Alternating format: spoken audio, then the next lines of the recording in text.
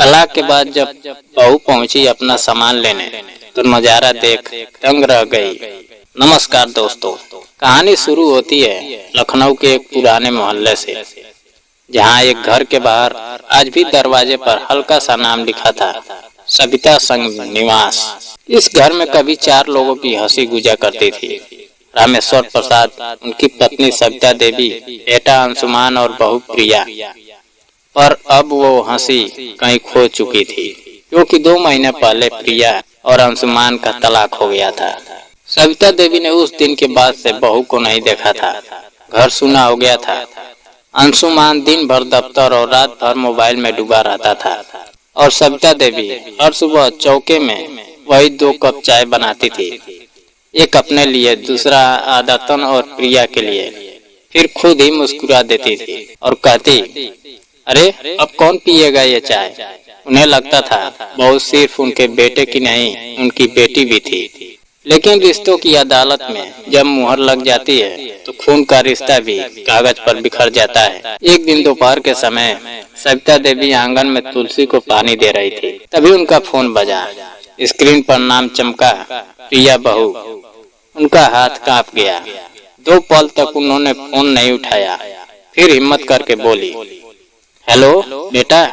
दूसरी तरफ से आवाज आई, थोड़ी झिझकती हुई, माँ जी मैं कल आ रही हूँ, कुछ अपना सामान लेने के लिए। सविता देवी के होठों पर बस इतना निकला, हाँ बेटा आ जाओ। लेकिन फोन कटने के बाद उनका दिल जैसे खाली हो गया। वो सोचती रही, क्या कहूँगी उससे, क्या वो मेरे तरफ देखेगी या नहीं। अगले दिन सुबह से ही सविता देवी ने घर में झाड़ू लगाई, पुराने कुशन धोए और वही पर्दे लगाए जो प्रिया को पसंद थे। उन्होंने सोचा वो चाहे 10 मिनट के लिए ही आए, लेकिन घर को वैसा ही दिखना चाहिए जैसा वो छोड़कर गई थी। फिर वो रसोई में गई और अपने हाथों से सूजी का हलवा बनाया, जिसे प्रिया माँ जी का हलवा कहकर खाती थी। दोपहर 3 बजे घर का दरवाजा खटखटाया गया। सविता देवी का दिल जोर से धड़का। जब दरवाजा खोला, सामने वही चेहरा था, वही सादगी, वही आंखें, बस अब उनमें पहले जैसी चमक नहीं थी। प्रिया अंदर आई और बोली, माँ जी नमस्ते। सविता देवी बोली, खुश रहो बेटा, आओ, कैसे हो। सविता बोली, ठीक हूँ, और वो कमरे में गई जहाँ उसके पुराने सूटकेस रखे थे। धीरे धीरे उसने अपनी चीजें समेटनी शुरू की, कपड़े, किताबें, कुछ यादें, और बीच बीच में नजरें कमरे के कोनों पर टिक जाती। एक कोने में अभी भी उसका शादी का फोटो फ्रेम रखा था, जिसे सविता देवी ने अब तक हटाया नहीं था। प्रिया ने फोटो उठाया, धूल झाड़ी और पल भर को देखती रही, फिर बोली, माँ जी ये रख लीजिए, मेरे किसी काम का नहीं है। लेकिन सविता देवी ने फोटो वापस उसकी हथेली में रख दिया और बोली, बेटा यादें फेंकी नहीं जाती, बस दिल में थोड़ी जगह कम पड़ जाती है। जब प्रिया जाने लगी तो सविता देवी बोली, रुको बेटा, कुछ दिखाना है तुम्हें। प्रिया रुक गई। सविता देवी उसे लेकर आंगन में गई। वहाँ एक छोटा सा पौधा लगा था, नींबू का, याद है तुमने लगाया था ना। प्रिया मुस्कुराते हुए बोली, हाँ माँ जी, वो सूख गया होगा अब।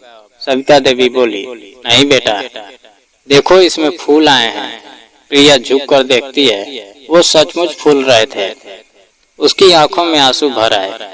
सविता देवी ने कहा, रिश्ते भी ऐसे ही होते हैं बेटा, कभी सूखते हैं, कभी फिर से लिखने की कोशिश करते हैं। तभी दरवाजे से अंशुमान अंदर आया।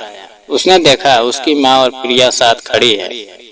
दोनों ने एक दूसरे को देखा, लेकिन कुछ बोले नहीं। सविता देवी बोली, अंशुमान, प्रिया का कुछ सामान बाकी है, निकाल दो बेटा। अंशुमान ने सिर हिलाया और अंदर चला गया।